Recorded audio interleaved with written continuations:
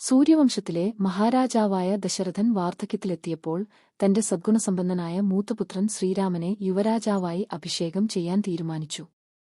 എന്നാൽ ഈ സന്തോഷത്തിനിടയിൽ ദശരഥന്റെ മൂന്നാം പത്നിയായ കൈകേയിയുടെ ദാസിയായിരുന്ന മന്ദര കൈകേയിയുടെ മനസ്സിൽ വിഷം കലർത്തി. ശ്രീരാമൻ യുവരാജാവായാൽ കൈകേയിക്കും ഭരതനും പ്രാധാന്യം കുറയുമെന്നും ഭരതൻ രാജാവാകേണ്ടത് അത്യാവശ്യമാണെന്നും മന്ദര കൈകേയിയെ ഉപദേശിച്ചു. തുടക്കത്തിൽ മന്ദരയുടെ വാക്കുകൾ കൈകേയിക്ക് അംഗീകരിക്കാൻ കഴിഞ്ഞില്ല. എന്നാൽ തുടർച്ചയായ മന്ദരയുടെ കുതന്ത്രങ്ങളും ദുഷ്പ്രേരണകളും കൈകേയിയുടെ മനസ്സിനെ പതിയെ മാറ്റിയെടുത്തു. ഭരതനോടുള്ള സ്നേഹവും ഭാവിയിലുണ്ടായേക്കാവുന്ന അരക്ഷിതാവസ്ഥയും കൈകേയിയുടെ ഉള്ളിൽ ഭയമുണ്ടാക്കി. മന്ദരയുടെ വാക്കുകേട്ട് കൈകേയി കോപഗൃഹത്തിൽ പ്രവേശിച്ചു. അപ്പോഴേക്കും രാമാഭിഷേക വാർത്തെറിഞ്ഞ് ദശരഥൻ സന്തോഷത്തോടെ കൈകേയിയെ കാണാനെത്തി.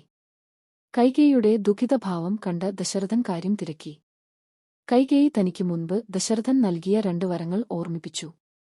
ഒരുകാലത്ത് ദേവാസുര യുദ്ധത്തിൽ ദശരഥൻ സഹായം നൽകിയതിന് കൈകേയിക്ക് ദശരഥൻ 2 വരങ്ങൾ വാഗ്ദാനം ചെയ്തിരുന്നു.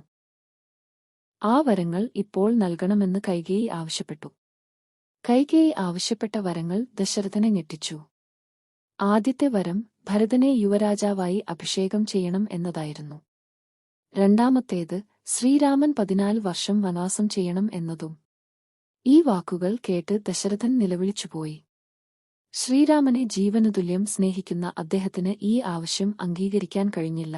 അദ്ദേഹം കൈകേയിയോട് യാചിച്ചു, ഭരതൻ രാജ്യം നൽകാം, പക്ഷേ രാമനെ കാട്ടിലേക്കേക്കരുത് എന്ന് അപേക്ഷിച്ചു. എന്നാൽ കൈകേയി തന്റെ ആവശ്യത്തിൽ ഉറച്ചുനിന്നു. സത്യം പാലിക്കാൻ ബാധ്യസ്ഥനായ ദശരഥൻ നിസ്സഹായനായി ആകെ തകർന്നുപോയി. ശ്രീരാമൻ വനവാസം ചെയ്യണമെന്ന വാർത്ത കേട്ടപ്പോൾ ലക്ഷ്മണൻ കോപാകുലനായി. എന്നാൽ ശ്രീരാമൻ പിതാവിന്റെ വാക്ക് പാലിക്കാൻ സന്തോഷപൂർവ്വം തയ്യാറായി. ഭാര്യ സീതയും അനുജൻ ലക്ഷ്മണനും രാമനോടൊപ്പം വനവാസത്തിനു പുറപ്പെട്ടു.